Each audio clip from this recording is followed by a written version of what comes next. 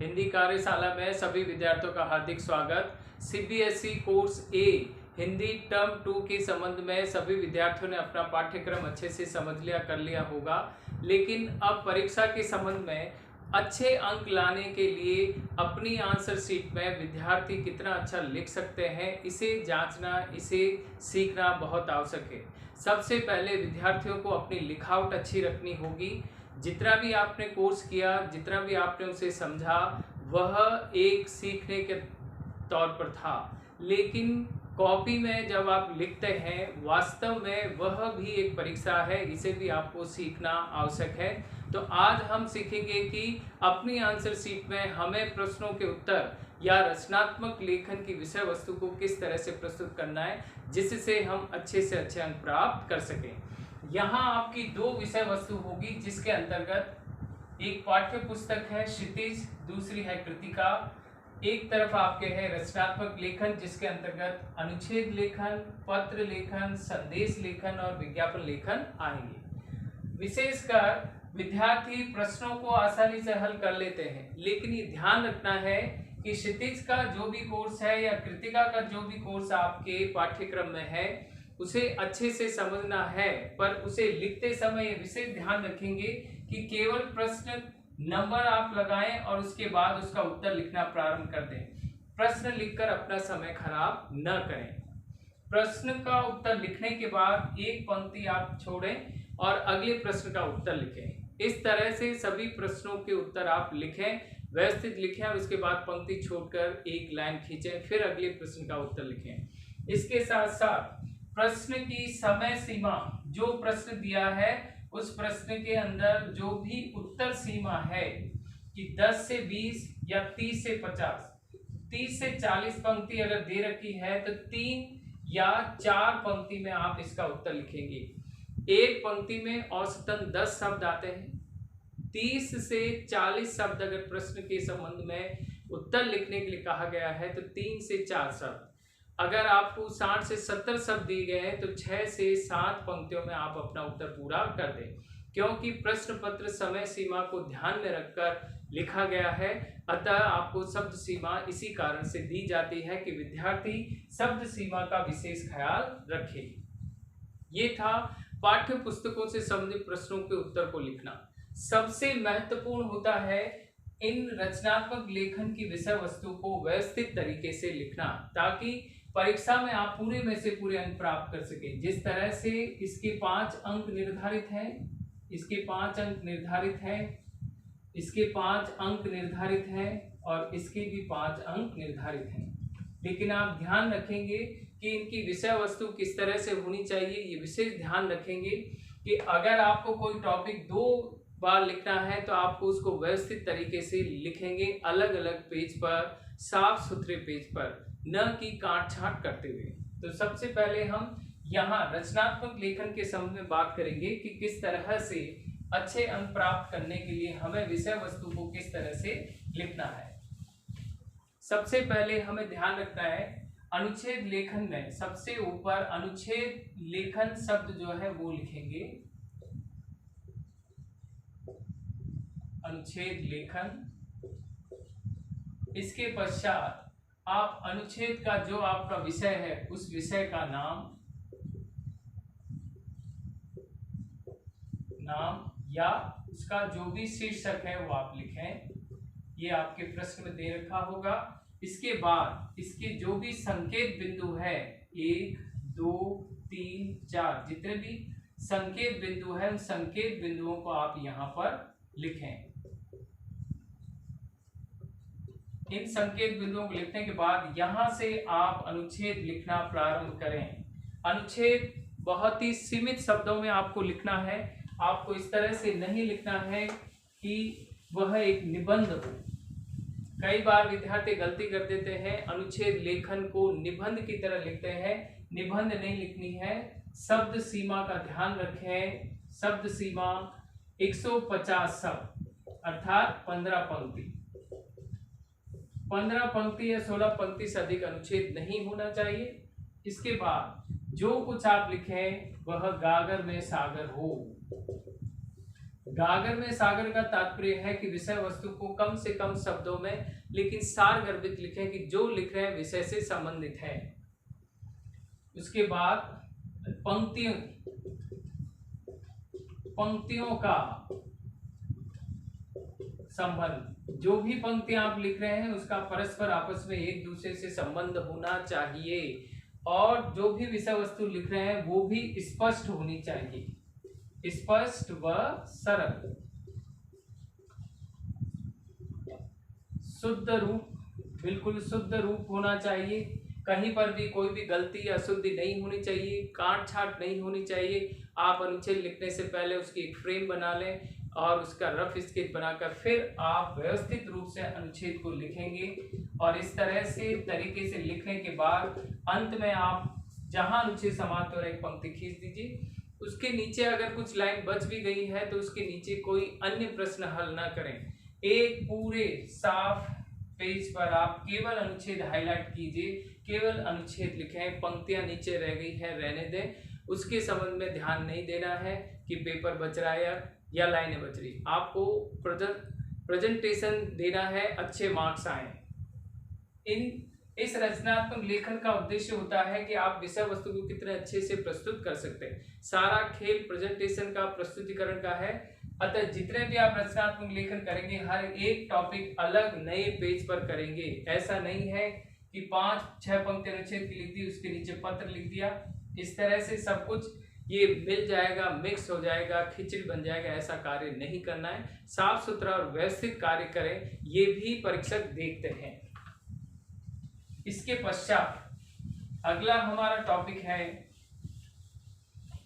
जो भी टॉपिक आप पढ़ें और ध्यान से पढ़ें उसे व्यवस्थित तरीके से करें ताकि आप विषय वस्तु को अच्छे से हल कर सकें। यहां देखें, अगला हमारा टॉपिक है विज्ञापन लेखन।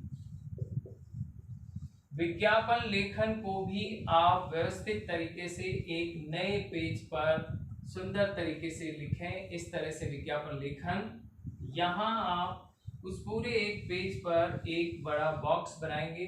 इसी बॉक्स के अंदर आप अपनी विषय वस्तु को लिखेंगे। सबसे ऊपर पूरे खाली पेज पर विज्ञापन लेखन लिख दिया। उसके बाद उस विज्ञापन से संबंधित आप प्रोडक्ट का चित्र बनाएं। चित्र में रंग आपको भरना है। जो भी आप करें, जो भी विज्ञापन लेखन बनाएं उसमें आपको रंग भरना है, ध्यान रखें। यहाँ आप ऑफर लिखेंगे या पंच लाइन या कुछ और जो विशेष रूप से हाईलाइट हो, इस तरह से धमाका, या यहाँ भी आपने लिख दिया धमाका ऑफर, बहुत बड़ा ऑफर। यहाँ पर उस प्रोडक्ट की विशेषता कि क्या उस प्रोडक्ट की विशेषता है वो इसके अंतर्गत आ जाएगी। और उसके बाद यहाँ पर आप लिखेंगे उसकी कीमत, प्रोडक्ट की क्या आ जाएगी, यहाँ पर कीमत, यहाँ पर विशेष रूप से वर्णित करें। यहाँ पर आप लिखेंगे इसके संबंध में क्या क्या आप ऑफर देना चाहते हैं। ये ऑफर है, इसका एक के साथ एक फ्री, धमाका, फटाफट पहले आइए पहले पाइए, और इस तरह से एक के साथ एक मुफ्त, इस तरह से आप लिखें। और इसके बाद यहाँ पर लिखें संपर्क सूत्र। संपर्क सूत्र में आप अपने टेलीफोन नंबर अपने नहीं लिखेंगे, विशेष ध्यान रखेंगे। अपनी कल्पना से इस तरह से 222 या आप इस तरह 22 33 44 इस तरह से लिखकर दूरभाष या संपर्क सूत्र लिख सकते हैं। तो ये पूरी चीज विज्ञापन में महत्वपूर्ण रूप से धमाका अर्थात इसकी विशेषता क्या है हाईलाइट कीजिए, क्या विशेषता है प्रोडक्ट की वो बताइए, उसकी कीमत क्या है, ऑफर क्या आप दे रहे हैं, और उसका रंगीन चित्र बनाइए, संपर्क सूत्र लिखिए। और यहाँ पर आपको प्रोडक्ट से संबंधित पंच लाइन लिखनी है जिसे हम कहते हैं स्लोगन। यहाँ आप स्लोगन लिखेंगे, जैसे पहले आइए पहले पाइए, या पहले इस्तेमाल करें फिर विश्वास करें। इस तरह की पंच लाइनें आप विज्ञापन लेखन के अंतर्गत करें और इसको व्यवस्थित तरीके से करें, रंग भरें, तब आपको पूरे में से पूरे अंक प्राप्त होंगे। तो ये विज्ञापन लेखन का फॉर्मेट है। इस तरह से आप कोई भी विज्ञापन बना सकते हैं। जैसे कि आपको यहाँ पर किसी भी स्कूल बैग का बनाना है तो बैग का चित्र बना दिया, यहाँ पर धमाका लिखा क्योंकि ऑफर दिया जा रहा है, इसके साथ मैच बॉक्स या लंच बॉक्स फ्री दिया जा रहा है। इसकी क्या विशेषताएं हैं, बारिश में ये कॉपी किताबें नहीं भीगेगी, और इसको उठाने में भी आसानी रहेगी। बहुत ही अच्छे कपड़े का बना हुआ है, इसकी बहुत ही कम कीमत है, हर एक की कीमत की पहुंच में है। और इसकी पंच लाइन, जो भी इससे संबंधित पंच लाइन आप बना सकते हैं वो इससे बनाइए। और संपर्क सूत्र ये इस तरह से एक अच्छा सा विज्ञापन बनेगा जिसके द्वारा आप अपने अच्छे अंक प्राप्त कर सकते हैं। यहाँ विशेष ध्यान रखना है, किसी भी तरह की काट छांट न करें। अखबार में आप विज्ञापन देखें कितना व्यवस्थित तरीके से आता है, वैसा ही आपको अपनी कॉपी के अंतर्गत इसे बनाना और लिखना है। इसके पश्चात अगला हमारा रचनात्मक लेखन होगा पत्र लेखन। जैसा कि आप विदित है कि आजकल पत्र लिखने या भेजने का चलन नहीं है, या सब कुछ बदल चुका है, लेकिन वर्तमान समय में विद्यालय स्तर पर बच्चों को पत्र लिखने का अभ्यास कराया जाता है, पत्र लेखन से परिचय करवाया जाता है। 10th कोर्स ए के विद्यार्थियों के लिए अनौपचारिक पत्र परीक्षा में आएगा। अनौपचारिक पत्र के अंतर्गत उसकी विषय वस्तु क्या है, फॉर्मेट क्या है, ये विशेष ध्यान रखें। सबसे ऊपर जैसे ही पत्र आए, लिखना है, आप पहले देख लें दो में से कौन सा आपको सही आता है उस पर लिखें। इसमें सबसे ऊपर आप लिखेंगे भेजने वाले का पता,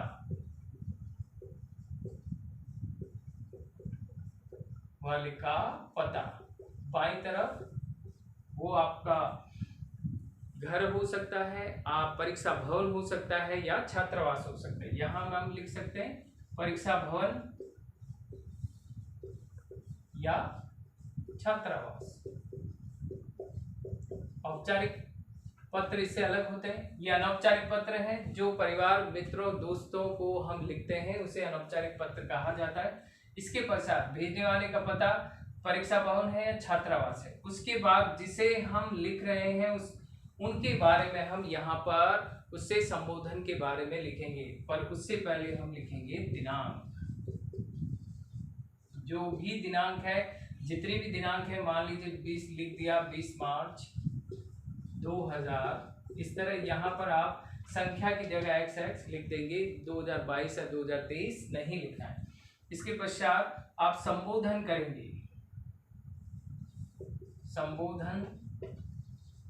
संबोधन में आप क्या लिख सकते हैं, पूजनीय या पूज्य, जो भी शब्द जैसा आपको उचित लगे, पूज्य। और उसके बाद प्रणाम या नमस्कार, बराबर के हैं तो नमस्कार, छोटे हैं तो सर, प्रेम, इस तरह से लिख सकते हैं। यहाँ इस तरह से लिखने के बाद विशेष ध्यान रखेंगे कि अनौपचारिक पत्र में विषय का उल्लेख नहीं होता है, औपचारिक पत्र में विषय का उल्लेख होता है। यहाँ हम इसके बाद पंक्ति छोड़कर यहाँ से आप लिखेंगे मैं यहाँ पर कुशल पूर्वक हूँ, यहाँ पर कुशल पूर्वक हूँ। ये होगा यहाँ पर कुशल सेन, जिसे हम कहते हैं कुशल सेन। इसके बाद मुख्य विषय वस्तु ये यहाँ पर संबोधित होगी। अंत में यहाँ पर आप पत्र वाले के साथ आपका क्या संबंध है वो उल्लेख करेंगे। आपका भतीजा, आपका भांजा, आपका पुत्र, जो भी आपका संबंध है उसे उल्लेख कीजिए। और अंत में अ ब स लिखें या क ख ग लिखें। अगर पत्र में नाम नहीं आया है तो गलती से भी अपना नाम न लिखें, जल्दबाजी, विशेष ध्यान रखें। ये पत्र में विशेष देखा जाता है कि ये सारी चीजें उसमें आई है या नहीं। ये सारी चीजें अगर आपने लिख दी है तो 5 में से 5 अंक की पूरी फॉर्मेट का है। भेजने वाले का पता, परीक्षा भवन, छात्रावास, दिनांक, इसके बाद संबोधन, पूजनीय, पूज्य, प्रणाम, नमस्कार, मैं यहाँ पर कुशल पूर्वक हूँ, जो कुशल से में वो आप लिखिए। जो पत्र की मुख्य विषय वस्तु, किसी पर भी जिस पर भी विषय वस्तु दी गई है उस पर आप लिखें। अंत में अपना संबंध का उल्लेख करें और नाम नहीं है तो अब सद लिख दें। पत्र में कहीं पर भी काट छांट नहीं होनी चाहिए, ओवर राइटिंग नहीं होनी चाहिए, किसी भी तरह का वाइटनर का प्रयोग भी आप न करें। यहाँ पर ये विशेष ध्यान रखना है, तब आप पूरे में से पूरे अंक प्राप्त करेंगे। हैंड राइटिंग या लिखावट भी आपकी अच्छी होनी चाहिए, अशुद्धि न के बराबर हो, ये विशेष ध्यान रखें। तो ये हमारा हो गया पत्र लेखन, इसे किस तरह से करना है ये भी आप समझ चुके हैं। अगला हमारा टॉपिक है संदेश लेखन। यह टॉपिक हमारा नया टॉपिक है, कई बार विद्यार्थी इसे सही तरीके से नहीं कर पा रहे हैं। अभी परीक्षाओं में हाल ही में तैयारी की गई तब देखा गया था। वास्तव में ये एक नई विषय वस्तु है जिसे आपको अपनी भाषा में समझकर व्यवस्थित रूप से लिखना है। तो देखें क्या है संदेश लेखन। जैसा कि शब्द से विदित है कि संदेश लेखन वास्तव में किसी को जानकारी देने के लिए या दूर स्थित उसे संदेश या मैसेज भेजने के लिए इसे काम में लिया जाता है। यह संदेश लेखन शुभकामना से संबंधित भी हो सकता है, शुभ संदेश भी हो सकता है, पर्व त्योहार से संबंधित, देश के अन्य विभिन्न त्योहारों से संबंधित, स्वतंत्रता दिवस से संबंधित या अन्य किसी व्यावसायिक रूप से भी संदेश दिए जा सकते हैं। पर संदेश लिखने के फॉर्मेट या तरीके को आना आवश्यक है। केवल उसे पढ़कर आप हल नहीं कर सकते। सबसे पहले आपको इस तरह का एक बॉक्स बनाना होगा और यहाँ पर जो भी आपको संदेश दिया गया है उस संदेश को यहाँ पर लिखना है। अगर आपको संदेश स्वतंत्रता दिवस के उपलक्ष्य में देना है तो यहाँ पर स्वतंत्रता दिवस की हार्दिक शुभकामनाएं लिखनी है और उसके बाद यहाँ पर दिनांक लिखेंगे कि कब आप ये संदेश दे रहे हैं। उसके बाद उसका समय, कितने बजे आप ये संदेश दें, ये विशेष रूप से इसका यहाँ पर उल्लेख करें। और जैसे स्वतंत्रता दिवस पर तो समस्त देशवासियों या समस्त प्रदेश वासियों को स्वतंत्रता दिवस की हार्दिक शुभकामनाएं। सभी स्वस्थ रहें और निरोगी रहें, ऐसी मेरी हार्दिक शुभकामनाएं। और उसके बाद पद का नाम यहाँ पर लिखेंगे। पद का नाम, ये पद का नाम मुख्यमंत्री, प्रदेशवासी मुख्यमंत्री, देशवासी हैं तो प्रधानमंत्री। इस तरह से आप संदेश लिखेंगे। पर ध्यान रखेंगे कि संदेश का यहाँ पर व्यवस्थित उल्लेख होना चाहिए, किस पर संदेश लिख रहे हैं, दिनांक और समय क्या है और किस विषय वस्तु पर लिख रहे हैं तो उस समय उसका संबोधन क्या होगा। देश के लिए है, जनता के लिए है, मित्र के लिए है, मित्र का जन्म है या जन्मदिन है तो जन्म दिवस पर हार्दिक शुभकामनाएं। तुम चिरायु हो, स्वस्थ रहो और इसी तरह से तरक्की करते रहो, ऐसी मेरी हार्दिक शुभकामनाएं। और यहाँ पर तुम्हारा मित्र और उसका नाम, अगर नाम नहीं है तो अब लिख दे। पर ये व्यवस्थित होना चाहिए। यहाँ पर आप उससे संबंधित चित्र भी बना सकते हैं, चित्र बनाएंगे और अच्छा होगा। उससे संबंधित यहाँ पर आप तिरंगा, जिस तरह से आप संदेश स्वतंत्रता दिवस का आप लिख रहे हैं तो तिरंगे का चित्र और तिरंगे के जो रंग है, हमारा देश का जो झंडा है उसमें कौन कौन से कलर हैं वो सारे आप यहाँ पर इसमें भरें और यहाँ पर उससे संबंधित फ्लैग बनाकर और उसको हाईलाइट करें। मित्र के जन्मदिन से संबंधित है तो यहाँ पर बर्थडे केक, मोमबत्तियां वगैरह यहाँ पर बनाकर, फ्लावर बनाकर आप उसको और अच्छे से हाईलाइट कर सकते हैं। कलर भरें, इससे नारा, इसका जो विशेष मोटो है, जो संदेश है वो वास्तव में प्रकट होगा कि वास्तव में आपने बहुत अच्छा संदेश दिया है। परीक्षा में जब आप संदेश लेखन लिखें तो इसे अलग नए पेज पर लिखना है। अगर आपको 2 संदेश लेखन लिखने के लिए दिए जाए तो दोनों संदेश लेखन अलग अलग पेज पर करेंगे और अगर आपको विज्ञापन लेखन 2 लिखने को कहें तो दोनों अलग अलग पेज पर लिखेंगे। जहां आप संदेश लेखन लिख रहे हैं इसके ऊपर या नीचे अन्य कुछ भी नहीं लिखना है। अगले पेज पर अगर दूसरा संदेश लिखना है तो नए पेज पर लिखेंगे, उसमें भी ऊपर नीचे कुछ नहीं लिखेंगे, सिर्फ सबसे ऊपर संदेश लेखन, यहाँ जो संदेश की विषय वस्तु है वो आप लिखेंगे। और इस तरह से व्यवस्थित जब आप संदेश लेखन लिखेंगे तब आपको पूरे में से पूरे अंक प्राप्त होंगे। जो शब्दावली आप लिखेंगे उनमें कहीं पर भी अशुद्धि का प्रयोग न किया जाए। तो इस तरह से ये आपके 4 रचनात्मक लेखन 20 अंक के हो गए। इसके अलावा अब आप जब प्रश्नों को हल करेंगे, अब हम प्रश्नों पर संबंधित बात करते हैं। जब हम प्रश्नों पर आते हैं तो प्रश्नों के उत्तर लिखते समय आपको विशेष ध्यान रखना है। जैसा कि मैंने प्रारंभ में बताया था कि प्रश्नों को कैसे आप हल करेंगे। प्रश्न जैसी क्षितिज है या कृतिका है, आप सीधा प्रश्न नंबर लगाएंगे और यहाँ पर उत्तर प्रारंभ कर देंगे।